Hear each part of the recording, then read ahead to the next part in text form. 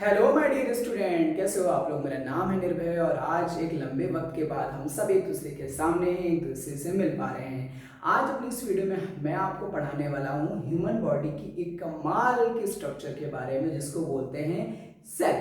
तो आज बेसिकली हम सेल का एक इंट्रोडक्शन लेंगे। That what is cell, that what is cell. तो आप बड़े बचपन से सुनते आ रहे होंगे that cell is the structural and functional unit of life. Why you called it structural and functional unit of life. आप इसको structural and functional unit of life क्यों बोलते हो?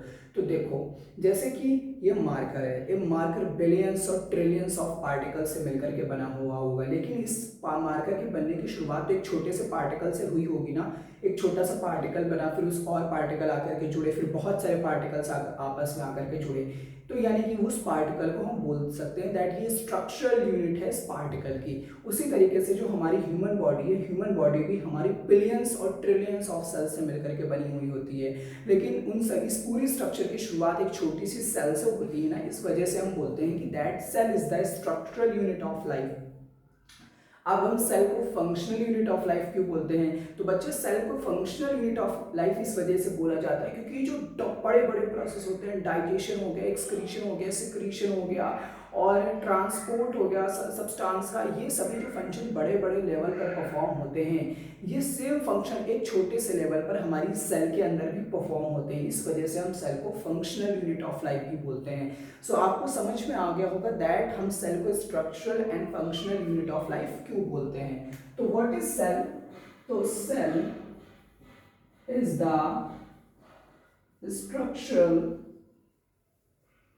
structural and functional unit of life. Functional unit of life. Functional unit of life. So what is cell? Cell is the structural and functional unit of life. That is the main point about the cell. So now we are going to discuss that kind of cell. Kind of cell मतलब cell का कितना type होता है? So kind of cell, we have two kind of cells on the basis of nucleus covering. On the basis of nucleus covering, nucleus की covering के basis के ऊपर हमारे पास दो तरीके की सेल्स होती हैं। एक होता है प्रोकैरियोटिक सेल, दूसरा होता है यूकैरियोटिक सेल। एक हमारे पास होता है प्रोकैरियोटिक सेल, दूसरी होती है यूकैरियोटिक सेल। डिफरेंस समझने का कोशिश करेंगे। देखो, जैसे ही हमारी ह्यूमन बॉडी है, ह्यूमन बॉडी के अंदर जो कंट्रोलर होता है वो ब्रेन होता है। उसी तरीके से जो सेल होती है, सेल के अंदर का जो कंट्रोलर होता है वो न्यूक्लियस होता है। जैसे जैसे जैसे जैसे ये एक सेल है, तो सेल के अंदर का जो कंट्रोलर होता है वो न्यूक्लियस होता है। न्यूक्लियस के अंदर क्या प्रेजेंट होता है? जेनेटिक मटेरियल, जिसको तुम डीएनए, आरएनए कुछ भी हो सकता है वो। तो लाइक दैट ये जेनेटिक मटेरियल है। अगर अगर अगर अगर genetic material membrane bound nucleus के अंदर प्रेजेंट है, मेम्ब्रेन बाउंड न्यूक्लियस के अंदर प्रेजेंट है, तो वो जो सेल होगी वो सेल का टाइप होगा eukaryotic cell. So what is eukaryotic cells? Eukaryotic cells are the cells having membrane bound nucleus in which genetic material is present. And prokaryotic cell क्या होती हैं? प्रोकैरियोटिक सेल इस तरीके की सेल्स होती है जिनका जेनेटिक मटेरियल ओपनली प्रेजेंट रहता है। इनके आसपास कोई कवरिंग प्रेजेंट नहीं होती है, कोई इनक्लोजिंग नहीं प्रेजेंट होती है।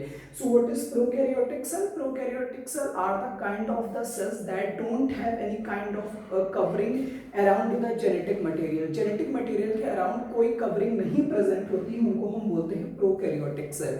आई होप आप लोगों को प्रोकैरियोटिक, यूकैरियोटिक और सेल समझ में आ गया होगा। अगर इतनी बात समझ में आ गई हो तो आप मुझे बताओ कि दैट हाँ भैया हमको ये बात समझ में आ गई है। आगे की जो जानकारी है वो नंबर ऑफ सेल्स के ऊपर बेस्ड है। नंबर ऑफ सेल्स के ऊपर बेस्ड है। नंबर ऑफ सेल्स, तो नंबर ऑफ सेल्स के बेस पर हमारे पास दो तरीके के ऑर्गेनिज्म होते हैं। एक होता है यूनिसेलुलर, एक होता है मल्टीसेलुलर। तो यूनिसेलुलर कौन सा होता है? ऐसे ऑर्गेनिज्म जिनके अंदर सिंगल सेल प्रेजेंट होती है। कौन सी सेल प्रेजेंट होती है? Single cell. जैसे मोनेरा हो गया, प्रोटिस्टा हो गया। मोनेरा के पास सिंगल प्रोकैरियोट्स है, प्रोटिस्टा सिंगल यूकैरियोट्स हैं। तो सिंगल यूनिसेलुलर ऑर्गेनिज्म कौन से होते हैं? जिनके पास एक ही सेल प्रेजेंट होती है और एक ही सेल में सारे फंक्शन परफॉर्म हो जाते हैं। इसका एग्जाम्पल लिखेंगे मोनेरा, इसका एग्जाम्पल लिखेंगे Monera and protista. Monera and protista. Monera जो होता है यूनिसेलुलर प्रोकैरियोटिक होता है और ये प्रोटिस्टा जो होता है यूनिसेलुलर यूकैरियोटिक होता है। आगे बात करेंगे मल्टी सेलुलर ऑर्गेनिज्म की। तो मल्टी सेलुलर ऑर्गेनिज्म वो ऑर्गेनिज्म होते हैं, these are the organism having more than one cells, जिनके पास एक सेल से ज़्यादा सेल्स होती हैं उनको बोलते हैं मल्टी सेलुलर ऑर्गेनिज्म। इनका एग्जाम्पल है ह्यूमन, मंकी, बफेलो, ये सभी इनका एग्जाम्पल है।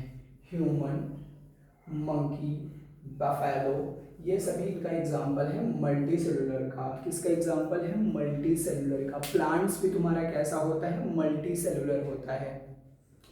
एक लिटिल इंफॉर्मेशन थी about the cell, type of the cell and on the basis of the cell types of organism. ये सभी चीज़ें हमने अपने इस वीडियो में पढ़ ली। आई होप आपको वीडियो समझ में आया होगा। अगर आपको वीडियो समझ में आया तो वीडियो को लाइक करो, चैनल को सब्सक्राइब करो और हमसे जुड़े रहने के लिए आप बेल आइकन को ऑन कर दीजिए ताकि हमारा कोई भी अपकमिंग वीडियो आए तो उसका नोटिफिकेशन आपके पास पहुंच जाए। Thank you very much. अपने नेक्स्ट वीडियो में हम लोग पढ़ेंगे organelles of the cell. Thank you.